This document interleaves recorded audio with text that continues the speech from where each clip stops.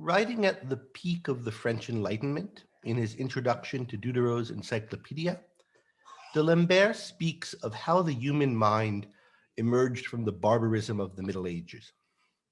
He emphasized the role of certain great men.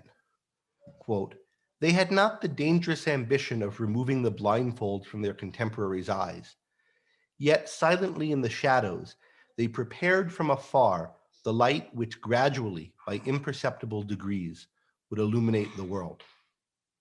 This metaphor of reason and knowledge dawning all over the world, having been prepared by and spread by certain great men, this metaphor is common in this time period, and I think it's the source of the term enlightenment. D'Alembert in particular identifies four great men: Francis Bacon, Descartes, Locke, and Newton, these being the chief members of this group. And we've heard, I think, all of them mentioned before in this conference. Locke is in particular relevant to my topic, which is political freedom. But I want to make sort of a broader meta point before we turn to the topic specifically of political freedom, which is, what do we mean by enlightenment, or several ways to think of the Enlightenment. You can think of it as a historical period, and that's in a way the way Ankar introduced it the other day. It's a period in history that takes up certain years. That was the Enlightenment. You can think of it, and then we can wonder about when its beginning and its end were. The way I usually think about it is as a movement. A movement is something that occurs over time, maybe spreads from one place to another, starts with a small group of thinkers, and more people become involved in it. Note that movements can include disagreement, they can evolve over time, they can include figures that co-opt or undermine them. And that's how I primarily think of the Enlightenment. If we think of the historical period of the Enlightenment, it's the period when this movement has reached its zenith and is exercising maximal control or maximal influence over the culture. There's a third way, though, we can think of the Enlightenment, not as a historical period or as a movement, but as a process. And that's how I think D'Alembert was thinking of it, and how many of the other thinkers of this period viewed the Enlightenment. It's a process, the process of the human mind emerging from darkness over time, the process of becoming civilized from being barbarous or savage. And if you think of the Enlightenment as a process, we can think about where we are now in that process. Was the process completed? Has it been reversed? Is there further yet to go? How has the process fared? Have we civilized ourselves as human beings, or as a certain society within humanity? Now, if by enlightenment or civilizing we mean the process of discovering knowledge, then of course it can never be completed. There will always be more to learn. But if we think of it, but not all processes of learning are like that. Though we're never going to reach omniscience, so there's always more to learn. And though part of the Enlightenment view is that mankind will be able to make continual progress, there's nonetheless points in learning where one acquires a certain competence or stability. Think of becoming literate or fluent in a language. There may be continuous room for improvement. One could always get better, more eloquent, but there's a point at which one's competent or fluent in the language. And likewise, you might think that though there's always more for us to learn, there's a point in our learning or development after which we've matured as a person or a civilization, after which one is competent to live in a way that's proper to human beings and which one wasn't able to live in before. Certainly, we think this of children. You can always keep growing and maturing as you go through life, but there's a point of maturity, a point at which you acquire mastery of yourself and can direct your own further development. And you can think of enlightenment as the progress of human society towards that point, a point where we are civilized rather than barbarous, a point where a person's, and once it happens to society or a culture's, guiding opinions are scientific rather than mystical or superstitious, however incomplete these opinions may be, and however many errors might be left uncorrected. Nevertheless, there's an essential operating system of rationality. If we view enlightenment this way, as a process that can be completed, a process of development, where are we in it? Well, here's my view. There are respects in which, driven by the momentum of some of the great men D'Alembert cited and others, the process of civilization and of enlightenment has continued and is continuing well after the period we call the Enlightenment.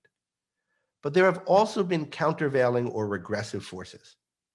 D'Alembert knew that his great men shared the world with certain adversaries, men of, as he put it, small accomplishment or evil intent, people who worked to preserve the darkness.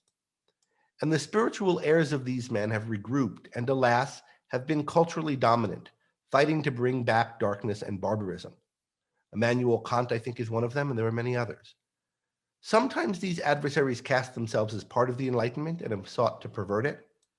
Often they've seized on real and serious problems that the forces of the Enlightenment had yet to solve, and then blamed the Enlightenment for them.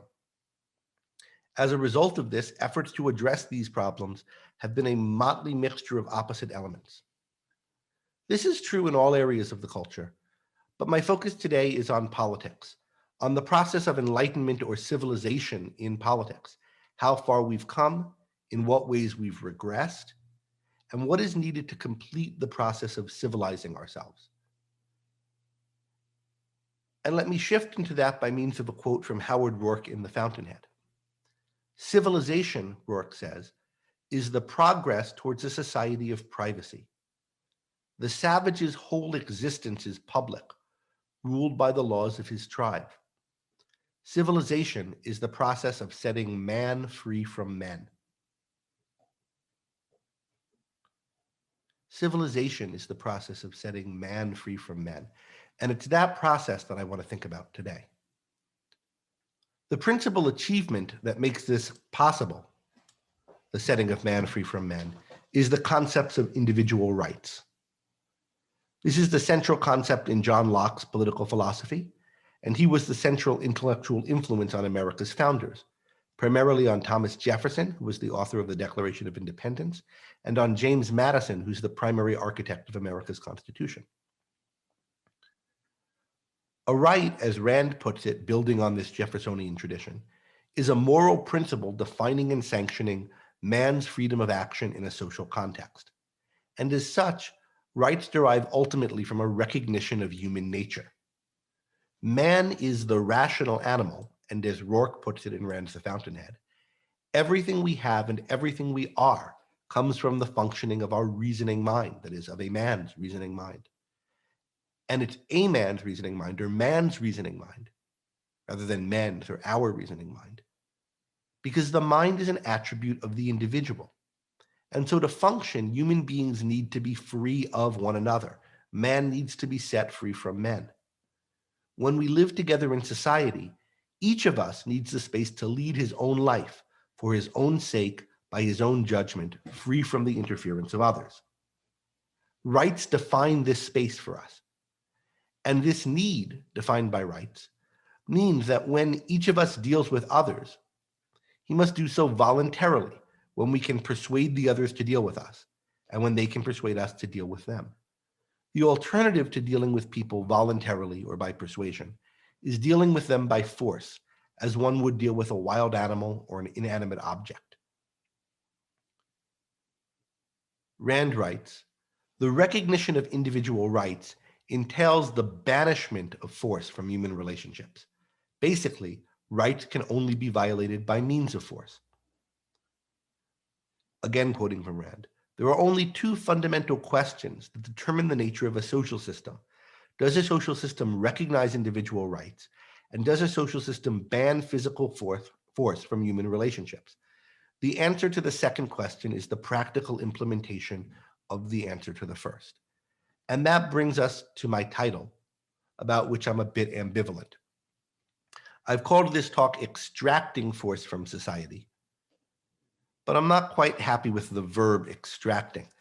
I started with the idea of Rand's quote about the banishment of physical force from human relationships. I want to talk about banishing force from human relationships, which is implied by the principle of individual rights, that we need to banish force, to ban it, to get rid of it. But like we were talking about the process of enlightenment or the process of civilization. I want to think about how this happens over time and what we need to do to banish it and what has been done so far. And so I want to call attention to the process, not the banishment, but the banishing over time. But banishing sounds a little too much like something that might happen all at once. Like I issue a decree banishing you from my kingdom, and from that point on, you're banished, whether you're still covertly in the kingdom or not. I wanted something to capture the actual driving out of force, the expelling of it, the getting out of human society, getting it out of human society. And that's what the verb extracting in the title was meant to capture. I'm not positive if it does. If it seems to you like taking force and putting it in a little vial to use later, then maybe the driving out or the expelling of force. Whatever word we use for it, though, it's a process that I'm looking for. And it's not just a process because all the criminals need to get rounded up so that there's nobody to use force anywhere. That won't ever happen, just as we won't ever know everything. There'll always be more to do. But there's a process that I think is completable, which is the process of finding and agreeing to the right terms to coexist and making those terms, embedding them in our society. How to get to a society where everyone is essentially free from everyone else and where force is not a major consideration in anyone's life. That's the process of banishing force, of expelling force. And this is an epical achievement, expelling force from human society, and it's one that remains unachieved. Force has never been driven out. People have never been fully free. But major steps were taken towards freedom in the Enlightenment. A type of freedom, a significant beachhead was created. And this was accomplished by the forming of the principle of individual rights by Locke and others, and by the founding of the United States of America. The principle, which we'll discuss a bit more in a moment, is the essence of the issue. But there's also the implementing of it, and it was never fully understood or fully implemented. The USA is founded on the premise that we're all created equal, an idea I'll return to, with inalienable rights. But our countries never put this consistently into practice. It made great strides towards putting it into practice, as we'll discuss, but there were always contradictions.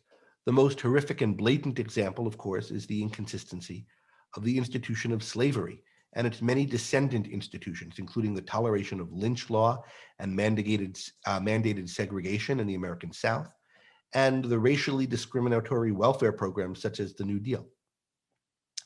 In addition to this often cited slavery and its descendant institutions, inconsistency or conflict with America's founding principles, there have been many others that have been with us since the beginning or near the beginning. Public education, which came up as a question in Robert Mayhew's talk, is one of them, and it's inconsistent with the principle of rights. If people want to know more about why, please ask in the Q&A. The post office,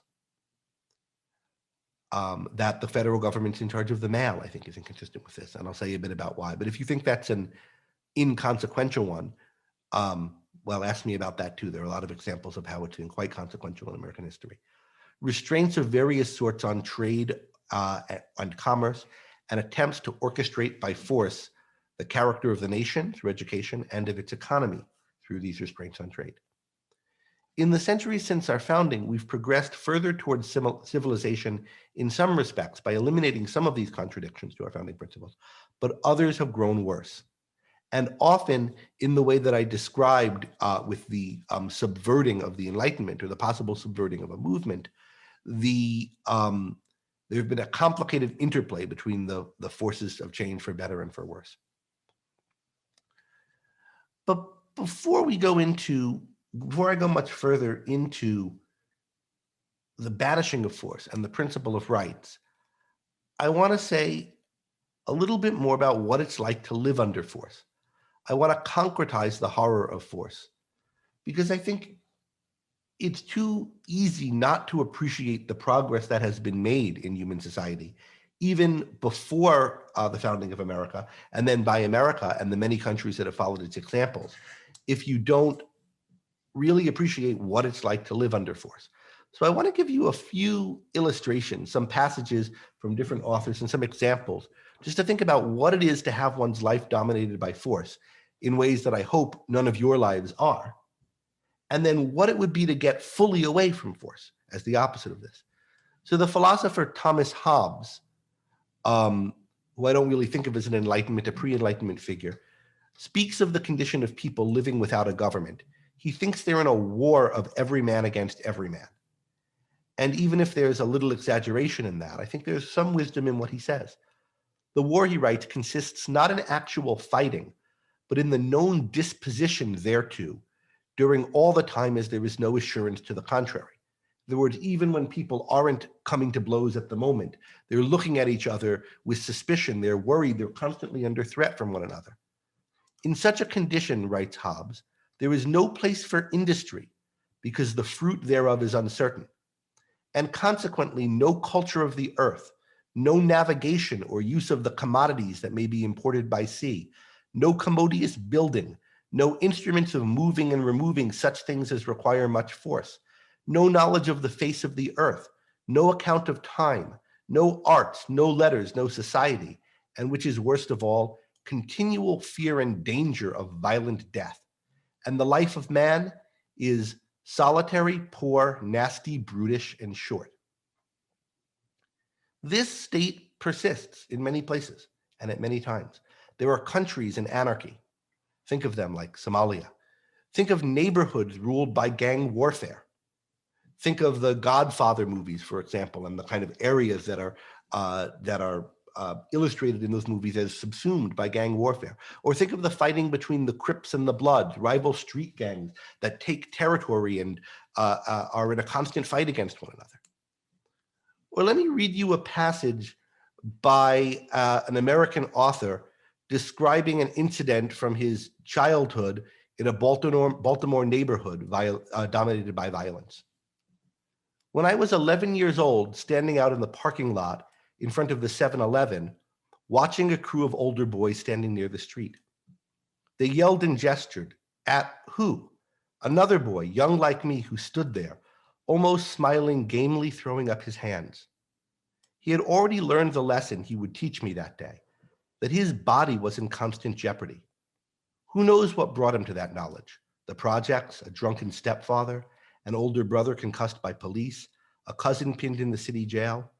That he was outnumbered did not matter, because the whole world had outnumbered him long ago. And what do numbers matter? This was a war for the possession of his body, and that would be the war of his whole life. One of the older boys reached into his ski jacket and pulled out a gun. I recall it in the slowest motion, as though in a dream.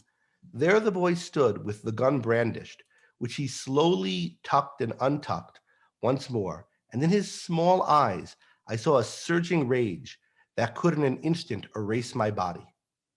That was 1986. That year I felt myself to be drowning in the news reports of murder. I was aware that these murders very often did not land upon the intended targets, but fell upon great aunts, PTA mothers, overtime uncles, and joyful children, fell upon them at random and relentless, like great sheets of rain. I knew this in theory, but I could not understand it as fact until the boy with the small eyes stood across from me, holding my entire body in his small hands. The boy did not shoot. His friends pulled him back. He did not need to shoot. He had affirmed my place in the order of things. He had let it be known how easily I could be selected. I think that's a really eloquent description of what it's like to live in fear, to live under force, what it's like to live in a war of all against all. That's by the author Ta-Nehisi Coates, who writes about racial issues and who has many bad ideas about them. My next example concerns something that happens by people driven by some of these kinds of ideas. Think of Kenosha, Wisconsin, a group of people who's outraged by the killing of a Black man in police custody, and who's motivated in part by writers such as Coates to blame American civilization at large for such events, begins destroying property, begins destroying people's lives and livelihoods. The local state government is unwilling or unable to stop the breakdown of society. So too is the president, although he does egg on some militia-like groups of citizens who take it upon themselves to try to quell the rioting and protect local businesses. In the resulting mayhem, a 17-year-old with an AR-15 rifle shoots 3 people, killing 2, one of whom had brandished a weapon at him. Put aside the question of whether and to what extent each of the individuals involved in this shooting is to blame, something that will ultimately be determined in court. Just focus on what it's like to be in a place like that, where people are tearing things down, breaking the windows. There's no process, stealing things, hurting one another. There's no process to tell who's in the right and who's wrong, who did what, how to stop it. No way to stop them. Some people come, try to take it into their own hands to do it. They're now running around with guns. Other people see them with the guns and are frightened of them. They don't know if they're there to help or hurt and who they're there to help or hurt. And shots break out. Imagine trying to live in a world like that riot. That, in one way or another, is the world in which a lot of people have lived throughout history. Force, a society dominated by force, like Kenosha during the riots or the Baltimore slums, that's the norm for human existence. Throughout most of history, most people have lived like this, where there was no government, or where governments there were ineffectual and corrupt. Many people live that way now, especially in what's called the developing world, and especially in those parts of it that aren't actually developing.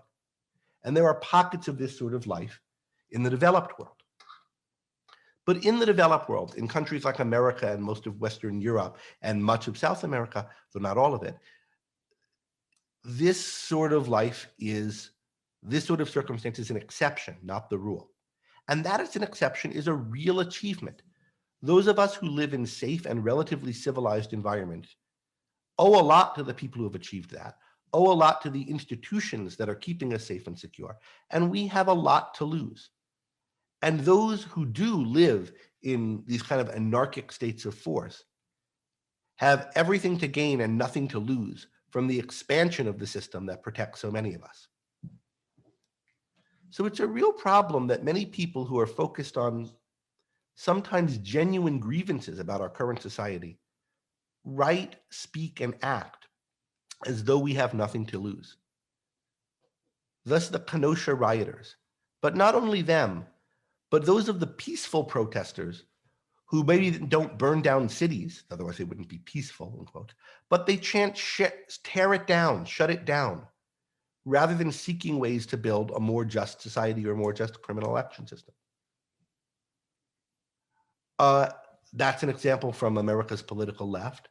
On America's political right, the example that comes most to mind is an article written in 2016, the Flight 93 election, written by a conservative commentator who likened America's condition under a Clinton presidency that will continue Obama-era policies to the condition of one of the 9/11 planes that had been hijacked by terrorists intent on crashing it into a building. His point was that the current scenario was as bad as can be, and so that we're obligated to take radical action to get rid of the current pilot, even if we don't think the alternative pilot is capable of flying the plane at all. The alternative might crash it, but crashing it is better than being used as a weapon to destroy both ourselves and a monument. Now, there may have been rational reasons to prefer Trump to Clinton in that election, although I didn't. But the idea that we have nothing to lose and that any random change would be for the better amounts to having no appreciation for the United States as it exists, to equating it to the USSR or to Venezuela. And I think it's important as we think about what's wrong with our world and what it would mean to banish force from society, to achieve total freedom, to become fully civilized, to recognize that we have it pretty well in the grand historical scheme of things, and that having it pretty well is a real achievement that we want to complete, and we want to stop the forces that are regressing it, rather than that the world as we have it has to be destroyed and there's nothing good about it. I think too many people notice failure, injustice, have grievances, and sulk about it as though a good society is a sort of birthright or a background condition or default. But you're not owed a great world or a great society. It's something that has to be achieved. And if you don't find yourself born into it, you have to work to achieve it. And in any case, when would you have rather been born? And where? When we talk about this achievement, government as such is an achievement. Even prior to the formulation of the principle of rights, the idea of getting rid of force, or at least getting rid of capricious uses of force, of putting it in an organization that will wield it responsibly in accordance with some kinds of principles, or at least predictably, is a major achievement. It enables peace and all the things Hobbes discussed that peace makes possible: commodious building, culture of the earth, developing the arts and sciences. This is true even for all but the very worst forms of government. And there was a lot of progress in how to create a government in people's thinking well before the Enlightenment period. Greece and Rome are the real high points here. And in particular on Greece, I want to recommend to people who don't know them the works of the late historian and classicist John David Lewis. He has a book on early Greek lawgivers where he talks about the evolution of law in the Greek city-states, and also a number of courses on the evolution of Greek law that are available from the Ayn Rand bookstore. It's worth looking at. After the ancient world, there was a descent into basically anarchy and feudalism. The early formations of the nation states were a development out of that, and probably the best of them, Britain. If you look at the British Constitution, not the literal written one, but the form of the traditional British system of government, and there are some written documents, the Magna Carta, this was a tremendous advance towards guaranteeing people some kinds of rights, though not explicitly formulated as rights. So if you think about European government just prior to the Enlightenment, particularly British government, there was a lot right about it. There was a fair amount of stability, particularly coming out of the period of religious warfare, a kind of granting, and this is an early Enlightenment thing, that we need to tolerate religious difference, that there needs to be a certain amount of freedom of thought, more fully enacted in America, but even in Europe, particularly in Britain. If you think about the Britain of the 18th century, it's not a place, late 18th century anyway, it's not a place that's in Hobbes' war of all against all anymore. There's peace and time to build. There's something going on right, but it's still in Europe of this time, a static society. People each have a place in it. There are rulers and ruled. And although people have time, at least many of them, to build and improve their lives, it's within very narrow confines that they can do this, of their role. They're a small landowner, they're a small aristocrat, they're in the small and pretty segmented middle class. America was a real sea change. And why? Part of it is the idea that all men are created equal, where what that means isn't that we're equal in our abilities, or we should be equal in every respect in society, but that there are no innate authority relations, as there were in the forms of government, almost all of them that existed prior to that time. No innate authority relations, no nobility, no special class that's entitled to boss others around. No relation of master and slave. And although there was a literal relation of master and slave in the Americas, perhaps seeing that helped concretize this idea that it's unnatural and not right. Jefferson certainly thought it was unnatural and not right when he wrote that line, even though he was unable to get away from it, tragically, in practice. But that there's no basis in reality for authority relations from people other than their choices. There's not a static structure dictated by some god or by the nature of reality that people have to live in. That's one real new thing with America. Intellectual freedom, despite some abridgments, even for the free, that is, they're not enslaved, was enshrined in our Constitution. Our system of government respected property, again, despite some abridgments, even for the free, in a way that none had before. And as a result, for the first time, there was enough freedom for enough people that we could see what freedom could really do in practice. For the first time, we had something approximating capitalism, which Ayn Rand defined as the social system that respects the principle of individual rights, including property rights, and which all property is privately owned. It didn't respect rights perfectly. It certainly didn't respect them for everyone, and even for those who it did afford rights, it didn't respect them perfectly. But it respected enough of the rights for enough people, including, importantly, their property rights, that we could see what that kind of life meant in practice. Francisco d'Anconia comments in Atlas Shrugged, "For the first time, man's mind and money were set free, and there were no fortunes by conquest, but only fortunes by work. And instead of swordsmen and slaves, there appeared the real maker of wealth, the greatest worker, the highest type of human being, the self-made man, the American industrialist." Rags to riches stories about such industrialists are common in early America and in the 19th century, particularly the later 19th century, when the abomination of slavery had been abolished and the country was even freer. As opposed to the stagnant status society of Europe, we have story after story of people like Andrew Carnegie, who emerged from poverty to tremendous riches by producing a tremendous amount and enriching everybody else's life. Indeed, it becomes a trope in British literature of the time that the British aristocrats are being displaced by industrialists from America, and eventually British industrialists.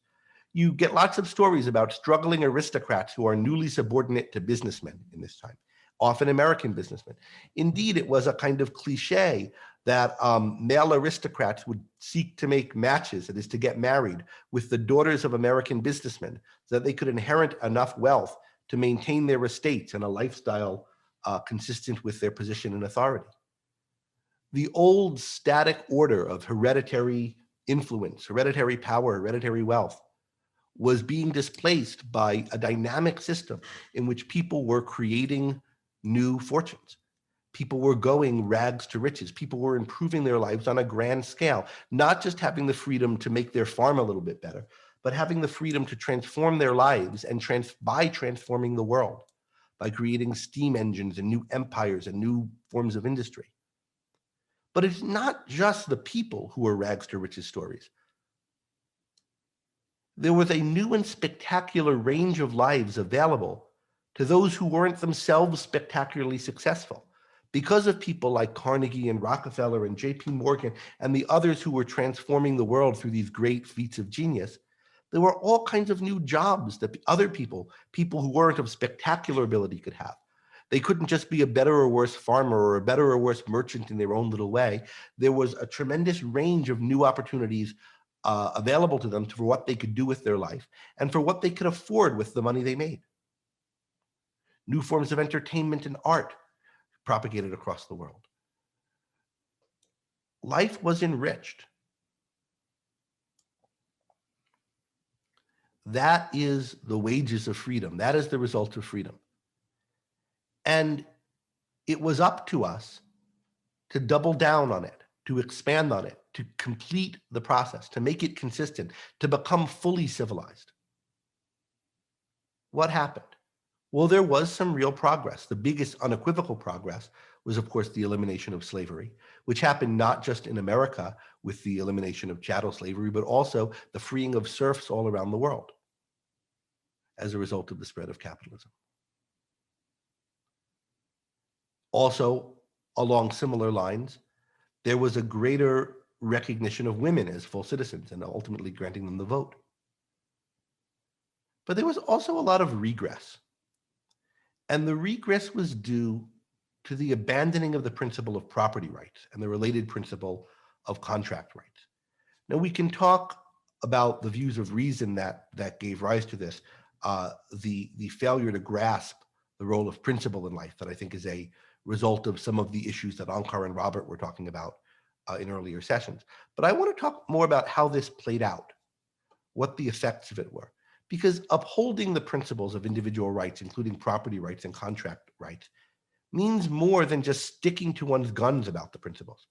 It means really understanding them and using them to assess and address the problems in one's society.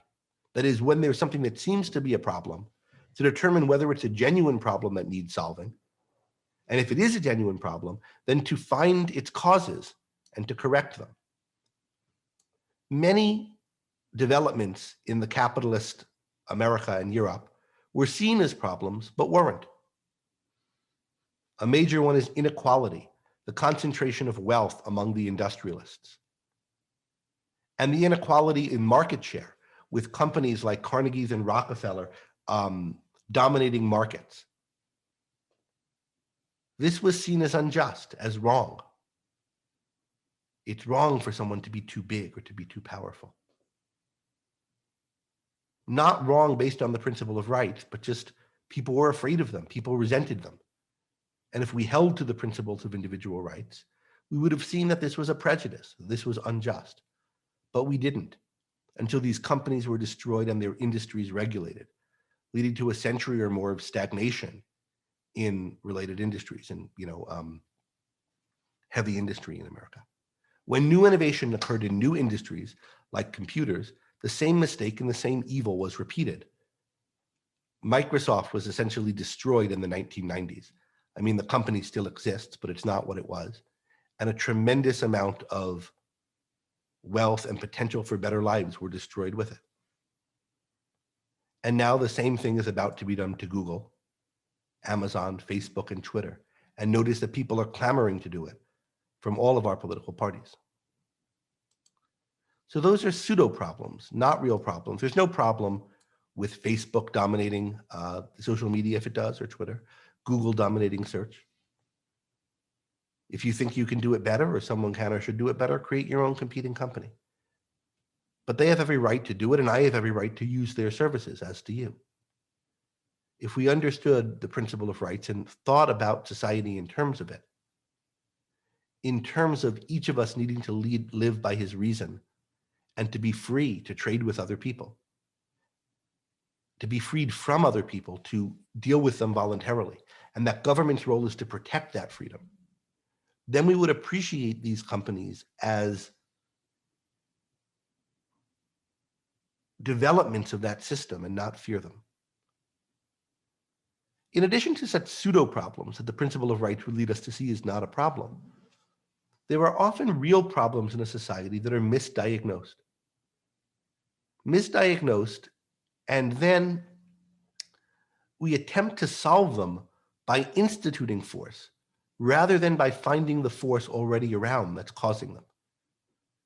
I'll mention one of them that Ayn Rand talks about, or a few that Ayn Rand talks about, but one that I think she gives a good solution to, and others that I think require more thought, more fresh thought today. The first of these is the airwaves. In the early days of broadcast, particularly of radio, there was a problem. Different broadcasters would be broadcasting on the same frequency. They'd be jamming one another. Nobody could build a station and develop an audience. It was, in effect, a war of all against all on the airwaves. What was needed here, as Rand wrote in her essay, The Property Status of Airwaves, was to define the principle of property rights as it applies to this new realm. What do you need to do to acquire principle over property over part of the broadcast spectrum, such that you then own it? And then how can we have the government respect that, that right of property? Instead of that, what happened was the government nationalized the airwaves. Incidentally, it was done under a president who's often seen as a great defender of capitalism, and who is, by comparison to many of the people who came after him, by Coolidge, and Hoover, I believe, was the one under Coolidge who recommended doing this. But it was it was socializing a large segment of the economy, and it's something from which American communications industry has never really recovered, or didn't into the internet, which people are now essentially trying to socialize. So that's an example of a real problem that the cause of was the failure to see how we can apply the principle of individual rights, and specifically the principle of property, in this new realm that's been opened up by technology. There was a need to figure out how to apply that principle there, as, for example, principle had been applied to water rights and mineral rights and so forth before. But instead of doing that, we nationalized the industry, nationalized the property. And it led to all kinds of problems about censorship and so forth later on, and you can ask about that if you want. There are other examples of real problems that are misdiagnosed. There are pockets of persistent poverty. And instead of thinking about why, what is it about certain places, certain uh, towns, certain regions, certain groups of people, what's happening such that they're not able to rise out of poverty? And there are factors that are making it difficult for them to, right? We try to redistribute money away from people who have it to people who don't. Or racism and the other legacies of slavery in the country. Instead of trying to figure out why racial discrimination persists, is there some way in which people aren't free of one another that's causing these kind of irrationalities and evils to persist? And indeed, there is and have been all through American history. Instead of trying to free people from one another so that they can associate freely, and through that and through the kind of process that happens when people are free and able to exercise their rationality and benefit by that, or fail due to their irrationality. Instead of creating that situation, we try to manipulate people's lives so as to integrate them by force, rather than give them the freedom to integrate properly. And again, these problems persist. And you can see that the attempts to solve the problem of racism by force in America since the late 60s have not worked. And the problem has been getting worse since then, not better. We now live in a world where the economy is managed for the public good, with economic freedom, where it's tolerated, seen not as a right, but as a means to the good of the collective.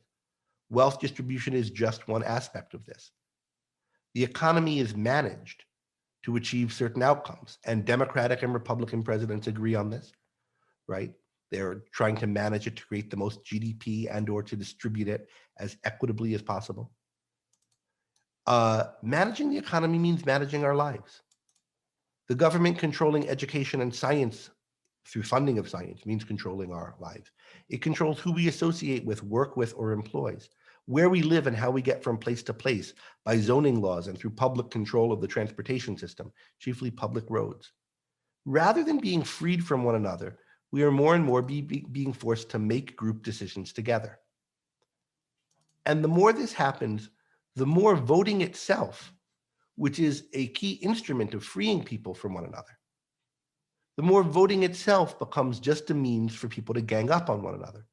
Whoever has the most votes, which means the biggest gang, gets more and more to have their way with everyone else, to determine how they live. Thus, the great 19th century companies were broken up and their creators regarded as robber barons, industries frozen and regulated.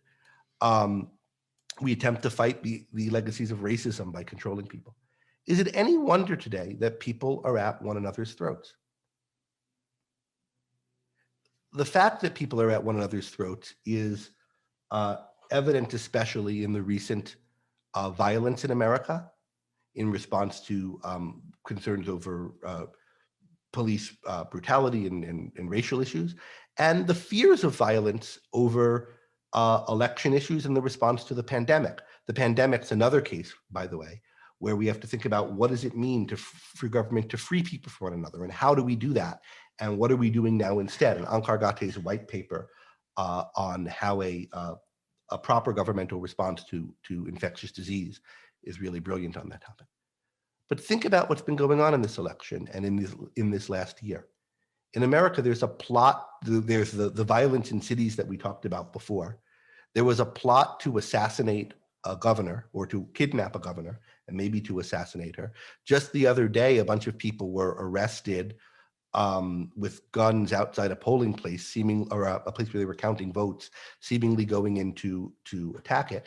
And when I speak to Democrats, they're worried about Republicans revolting with arms if Biden wins the election, or they were part of the election, worried about that. And when I speak to Republicans, they're worried about Democrats revolting with arms, or driving us into anarchy if Trump wins. There's so much distrust, so much animosity, so much fear of violence from one another. It's like we're all living in Baltimore gangland or in Kenosha.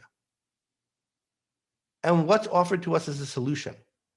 Listen to our new president-elect. He says, we have to remember the purpose of our politics isn't total, unrelenting, unending warfare. No, says Biden, the purpose of our politics, the work of the nation, isn't to fan the flames of conflict, but to solve problems, to guarantee justice, to give everybody a fair shot, to improve the lives of people. All right, that sounds nice enough.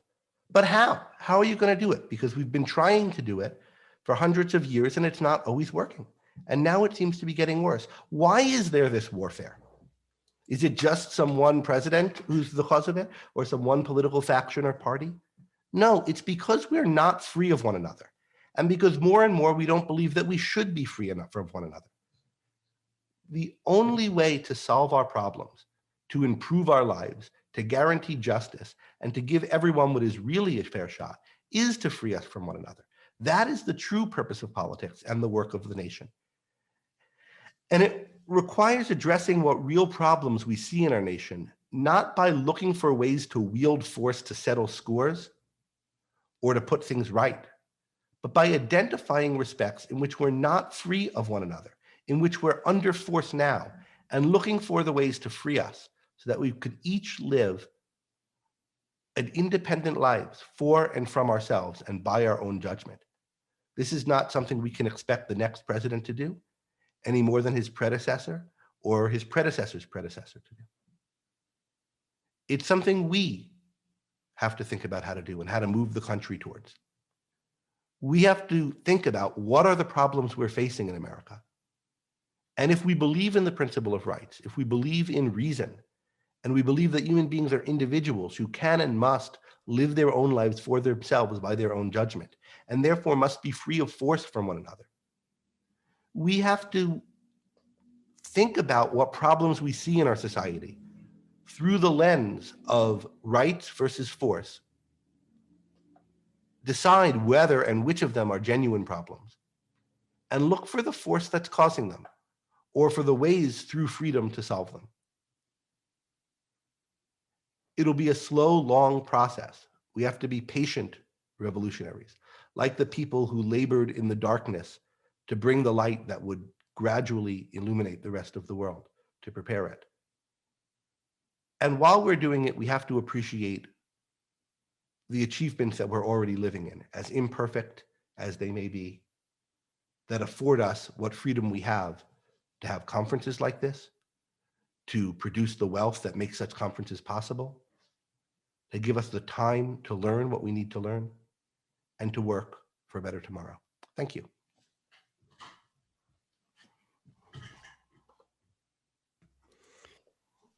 Okay, thank you very much, Greg. Beautiful words to close on. So you've left us a good length of time for the Q&A, and we're going to be joined in the Q&A by Tara Smith, who's a professor of philosophy at University of Texas at Austin and a member of the board of directors of the Ayn Rand Institute. So Tara, are you able to turn on your camera and microphone and join us? Yes, indeed. Good. There you are. Can you hear me and see me and all that? Beautiful. Yep. Perfect. Good. Hi, Tara. Good to see you. Good to see you Okay. across town. So we have a number of questions here. Greg, I wanted to say, I know you're comfortable looking at the Q&A module in Zoom as well. I'm happy to moderate and I'll do that. But if you see questions in the module that you would like to address, feel free to jump in and take those. But I think the first set of questions we've already gotten was which you planted about the Postal Service and public education. So could you say a little bit about those? Yeah, I mean, when objectivists say, and Ayn Rand says, the only function of government is to protect individual rights, and anything else it does violates rights, things like the post office or public roads often seem like, well, I guess they don't really, I mean, yeah, they're bad, but they don't really cause much harm. This is the least of our problems. And, you know, they're not the worst of our problems. But if you look at the history of the American post office, there's a lot of real evil there. So abolitionist literature wasn't able to be spread through the mail, and that retarded the progress of the abolitionist cause because the government was controlling it, and abolitionism was seen as contrary to the government. Not just abolitionist literature, which held back one of the great changes for the good politically in America, which was long overdue, the abolition of slavery. The same was true there were a whole bunch of Supreme Court, or there are some significant Supreme Court cases that concern the fact that literature on contraception and contraceptive devices weren't allowed in the mail They were seen as lewd and inappropriate, or we had some very prudish postmaster generals, with the result that people's ability to control their own sex lives and their families was greatly impeded by the post office.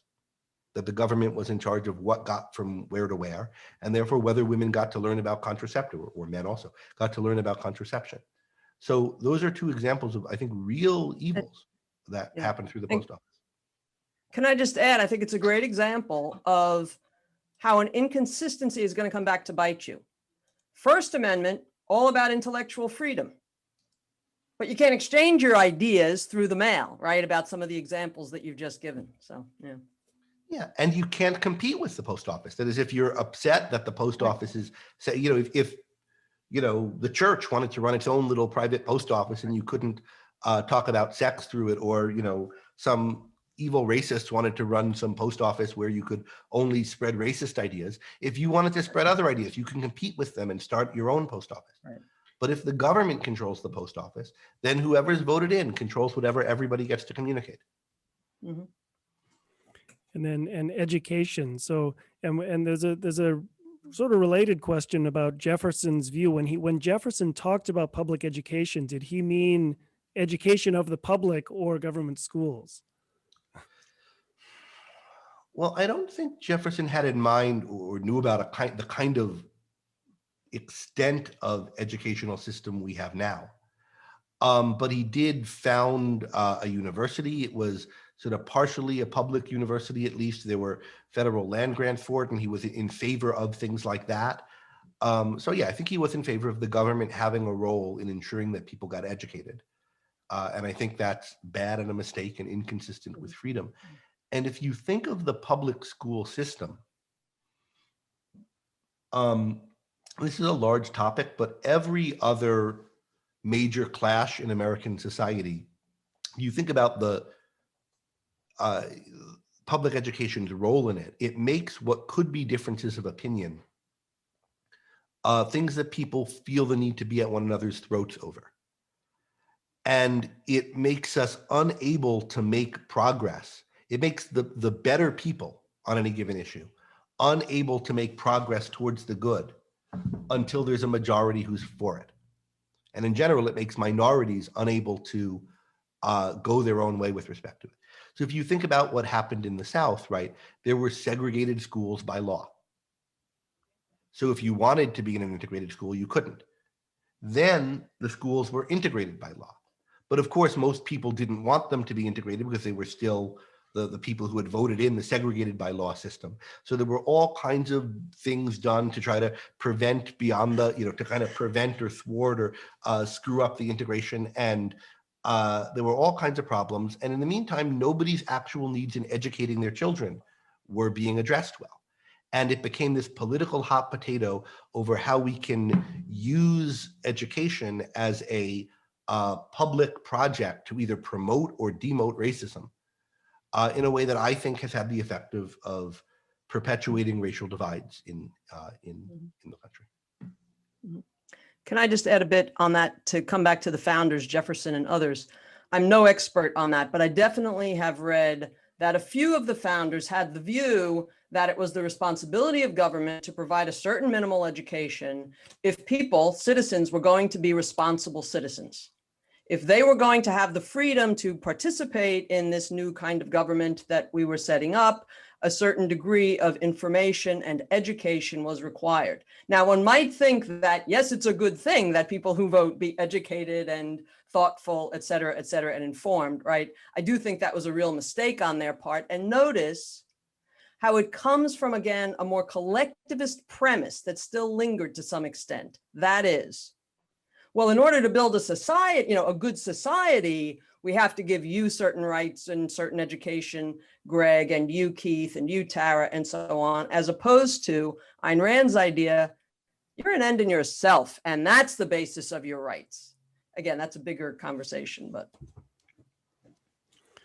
Okay, we have a couple of questions translated from Spanish, and I want to keep working those in here. So, one, you painted a fairly grim portrait of what life looks like, in the war of all against all, and I think it was at that point that this person said that Latin America currently lives in the conditions you just described, under force from criminals and so on, how do you combat that? What is to be done? I know that was the substance of your talk, is what is to be done, but and then a similar question is, what is the role of civil disobedience in all of this? And is this proper in the face of unjust laws as part of the process of trying to reach a better result?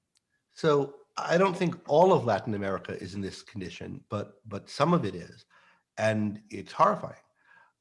What's the solution to it? Well, the solution on a major political level is for there to be an enlightenment in those countries, for them to accept or at least move towards the principle of individual rights and towards a greater rule of law in particular. And they can move towards greater rule of law by following the example of the more stable countries in Latin America, or in the South America and Central America, and by the US and Western Europe. But it's very hard for anyone to do that now. It's very hard for anyone to do that now in a world where the countries that are supposed to stand for those ideals, even in their denatured form, are doing such a poor job of it. And America, I think, is a poor exemplar of what it is to be a model of a just and good society these days, just having the level of dysfunction and et cetera that we're seeing here.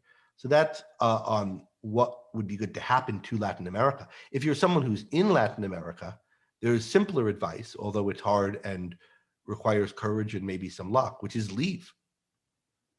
Go someplace better.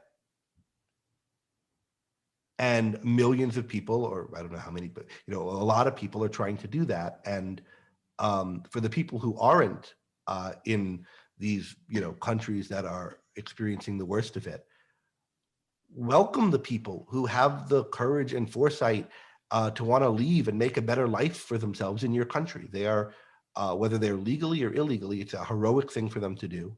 And we should be promoting that and trying to help those people and trying to help them make better lives for themselves, because it's good for each of us, it's good for everyone, and it's good for anyone, for more human beings to be able to live more freely. I would add, again, just a couple of things on the whole idea of civil disobedience. Two That's quick right. thoughts. One is, I would really underscore, it's got to be civil. By which I mean here, it doesn't infringe on others' rights. It's not obstructing the rights, the proper freedom that other people have to use the city streets, etc. Okay, so that's just because, and I just underscore that because the concept is often used very loosely as a catch-all that encompasses any kind of protest in the street, any kind, violent, non-violent, property respecting or not, etc. So civil disobedience, I think, can definitely be absolutely proper. But the other thing about civil rights respecting disobedience, but doing certain things in public to try to draw attention to your gripe, to your complaint about a given government policy or police action or whatever. The other thing, though, is, as the concept has historically been understood, at least as far as I understand it, when you are civilly disobedient, you are willing to take the legal consequences. That is, you are disobeying what is now understood to be valid law, and you are saying, I will go public with my disobedience because I find this law so grotesquely inappropriate that I think I can get the law changed eventually by drawing more public attention to it. And I am willing to go to jail or whatever it might be I have to do. So those are just two aspects of a much larger, interesting question about civil disobedience that, again, I think can help a little bit of the beginning of thinking more about that. Yeah, that's a really good point, Tara. And it only works in a country that's fairly good, or where you think there are enough people that can be brought around to it by seeing your example. So I don't think in the worst governed countries where there's open anarchy in the streets and gang rule and so forth, I don't see how civil disobedience can accomplish anything there. It can accomplish something when, for example, you have a country that is on a good principle in the way it governs itself, but has a glaring contradiction to it in the way it treats some subset of its citizens or people with regard to some particular issue. I think in those kind of situations, civil disobedience can be effective, but not in, I doubt that it can, reform the worst of countries. You need war or, to overthrow a dictatorship or something. Okay, our language interpreters are requesting that we all speak a little bit more slowly, so let's try to remember to do that. I wanted to ask, so then there's a couple questions here about, and I'll put this in scare quotes, censorship by private entities. So someone on the Q&A module, it says, how do you address censorship? Quote, well, I'm putting it in scare quotes and you guys can address that. Censorship of communication by Twitter, Facebook, and Google. And someone on the Spanish translation is asking, what about companies that have a de facto monopoly in communications, like TV networks, social media? If there's competition, they've grown so much that they have their audience captive. How do you address this? And then again, they say when they start censoring speech. So could you talk about censorship or alleged censorship by private companies? Well, Tara and I did had a session where we discussed a fair amount about this. That's you can find on YouTube. There was a two-part session. Tara gave a talk, and then we had some discussion. Then I gave a talk and had some discussion. And these issues came up in both segments. The series was called First Amendment Rights and the Values Behind Them. And if you search that and our names and maybe the word Salem Center on YouTube, you'll find the video. So you can find us saying more about that than I think either of us will have time to hear. But what I'll say here is this is an example of the issue I was talking about towards the end, where you have to use the principle of rights and individualism to think about whether there is a real problem here. And then if there is, what the solution to it is. And in the case of the social media companies, there isn't a problem here of censorship. What there might be is poor products. That is, it might be that Google or YouTube or Facebook's content policy is a poor policy, or anyway, one that's not to your taste, and you think that a better one is possible and could get an audience. It's possible to compete with these companies. They've been competed with before. There are people trying to compete with them now. And,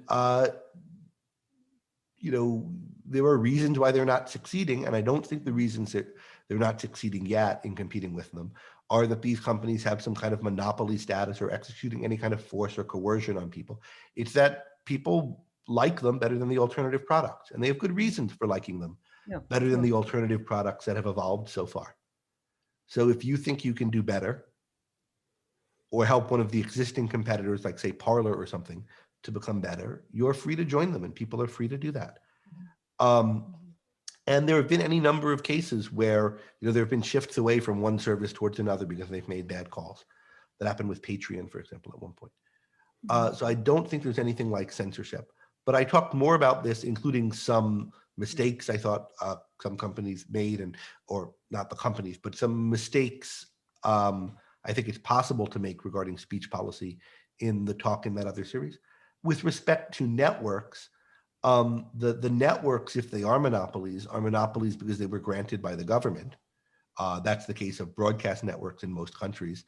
And there, I think the solution is to privatize them. That is to make those segments of spectrum private property, and so that people can buy and sell them. And you can outbid the people who own them now if you have a better idea of what kind of things should be said on them. Can I just add, I mean, it's such a sickening spectacle today when you have politicians like Ted Cruz asking Jack Dorsey, who voted you to have the right to decide who gets to say what on Twitter? I mean, Ayn Rand points out that wealth in a free country there is a way in which it's the result of a democratic process. It's people voting with their dollars, and people are on, right. Jack Dorsey has the power to do that because people use his platform. So who voted him the chance to control what's said on Twitter? He made Twitter. Yeah. Who voted you the chance to tell him what to do on the thing he made. And what right did the people who voted for you have to vote for a person who would say that? Because you have the right to vote, but you have a moral responsibility in voting to use your vote to try to protect rights, not to try to gang up on people who you envy. And that's what's happening when people vote for people because they're trying to, destroy or further control these companies. Yeah. Can I add a few things on that? So yeah, on the monopoly question, I don't know if this was literally in the wording of the question. I know that we both have language translation issues, and then Keith trying to translate to be quick and to the point. But the difference between a quote de facto monopoly, which you mentioned, and a government instituted monopoly is the difference between night and day. I'm slowing down to say that, okay? No, that's a really important difference. And we just have to be very careful about the concepts we use, and do they apply, even though everybody else around us is often using them in a certain way. You have to check their premises and your premise. Is that really a case of monopoly? Captive audiences, for the reasons that Greg was talking about, no, they're not captive. As long as the government hasn't set up government protections of any given company, they are open to competitors who have a better idea. That becomes a more popular idea, and they will lose their dominance. On the question of censorship, just a few quick things. There's no such thing as censorship by private companies. There are policies, and those that private companies, Facebook, Twitter, the rest can adopt. And there are reasons why they should, for certain values, they should adopt this kind of policy or that kind of policy. But whether or not they do doesn't amount to, in any of those cases, they're censoring anyone. Censoring is government restriction of rightful speech. Government restriction of rightful speech. Historically, governments, and some governments still do this to this day, they employ people, and your job is censor, to not allow, which is different from Facebook saying, we're not going to allow you here, but go play anywhere else you want to. The government doesn't allow you that freedom. And a few years ago, I published an article in a law review called something like the free speech vernacular, and it goes after 4 of the concepts that are widely used and misused in discussions of free speech, and censorship is one of them. So that's available free online. I think it's called the free speech vernacular with some subtitle, and you should be able to find that. And if not, you can certainly email me and I'll get it to you. There's a question online I want to take. Opinion about anarchism and what is the difference with objectivism and minarchism. So anarchism is what's going on in Kenosha when you have these people shooting at one another. Anarchism is what was happening in that Baltimore neighborhood that was ruled by gangs, or in the Crips and Blood situation, or in those situations in The Godfather. Anarchism is total force dominating people's lives. It's the opposite of a human form of government, the diametric opposite. It's essentially the same thing as dictatorship. What dictatorship and anarchism have in common is total rule by force, unconstrained by moral principle. Minarchism is the name of the view that we should be as close to anarchism as possible, but not go all the way. Have a little tiny government that's not quite anarchism, but doesn't do much else.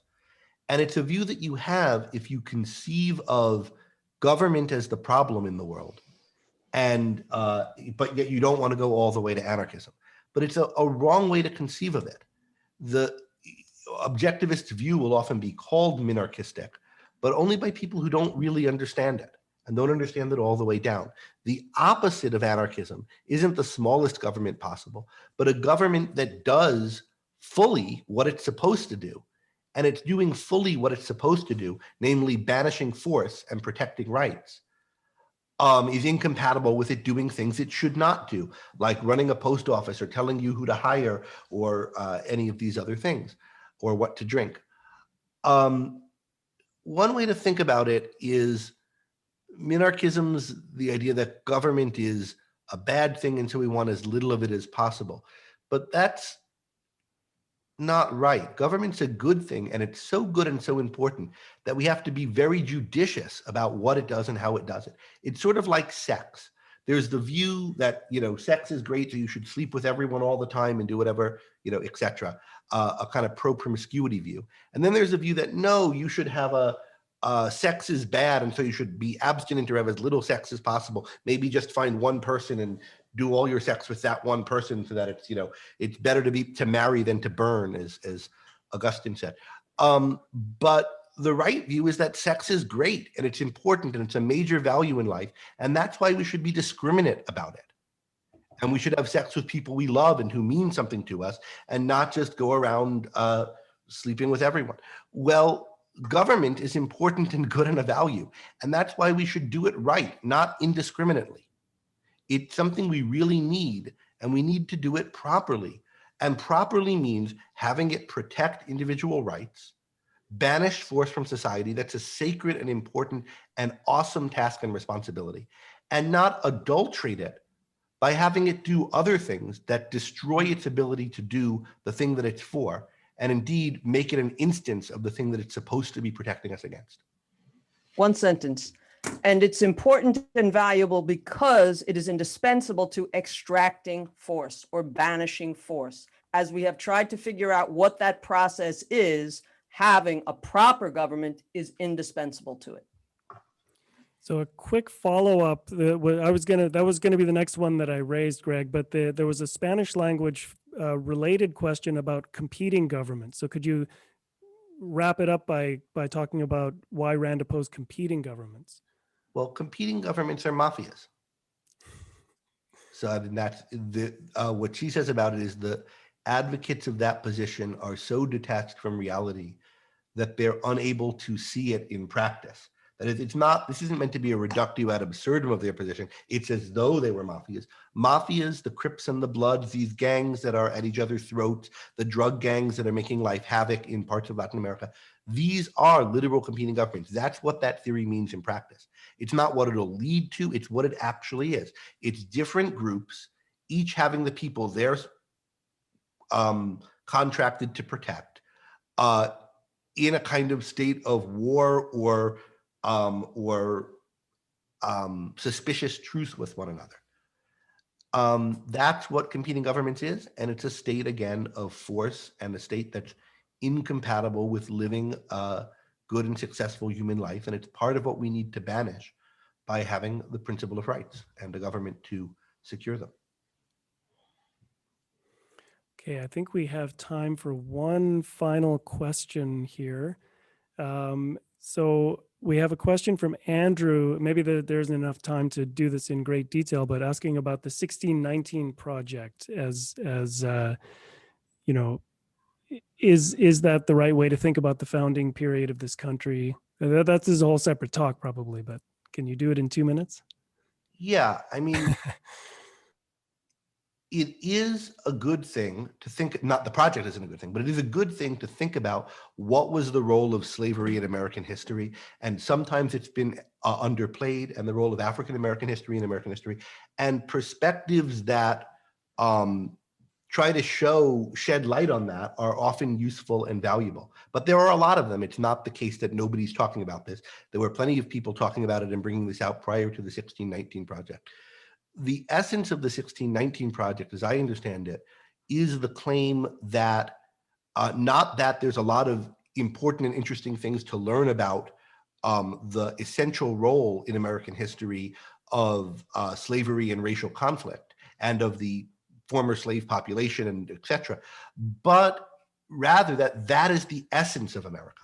And therefore that we should think of our founding date as 1619, when the first slaves came, rather than as 1776, when the Declaration of Independence was signed. And that is a claim about what's essential to the country. And it's supported, the claim that that's essential to the country is supported, in fact, in the articles, by some mistakes about the history that have been widely criticized and even acknowledged and sort of toned down by the authors of it, namely the claim that the Revolutionary War was fought largely over slavery concerns, which is not true, and has been, I think that's been shown, and even defenders of the projects agree that that was an overstatement. But they claim, well, all these criticisms are about this one sentence. But the function of the sentence or two that does that is to support what I think is really the essential claim of the project, which is that this is the essence of American history, rather than one strand or significant thing in American history. And that claim is, I think, false and really needs to be fought, the claim about the essence. And to do it, you have to think about, how do you know what is the essence of something? What is it that makes America different and important historically? What sets it apart from all other countries? That it had black slaves like Brazil did? Or that it was the only country, certainly the first country, to start a revolution based on a moral principle, which moral principle was then spread to much of the rest of the world because of it. I say the first because some other countries were founded in revolutions on principles that were thought to be moral, but even that didn't happen really prior to the USA. So you think about which of those things explains what's distinctive about America. And then even if some of the historical claims made that were true, I think it wouldn't capture the essence. So that's my take on the 1619 Project. There is, though, I should say, some interesting material that's in some of the other essays in it that, you could learn stuff from, but it's the central claim of it, I think, is false and a real distortion. And I think it's a real example of something Greg said early in his talk about how important it is to understand what an achievement the United States has been and remains today. Flawed though we are in various respects and have been historically, I think that the 1619 Project is the inverse of doing what Greg is, I think, wisely recommending. And when you misinterpret history, when you misinterpret essences, you set yourself up for more mistakes, for more misguided policies. Okay. So Keith, we're not gonna address the pressing question about our shirts. We can address the pressing question. A question from Bradley: is there a black shirt trend among objectivist men? Pointing out I'm wearing it today and yesterday. Onkar yesterday, Greg today. Maybe you have something to say, but I was just I don't think there's a trend. I guess black is the new black. Check your premises. Mine's dark blue. So. Okay. All right. Well, I think we need to draw a line there. So thank you both, Greg and Tara. Thanks for watching. Be sure to subscribe and ring the bell to never miss a video.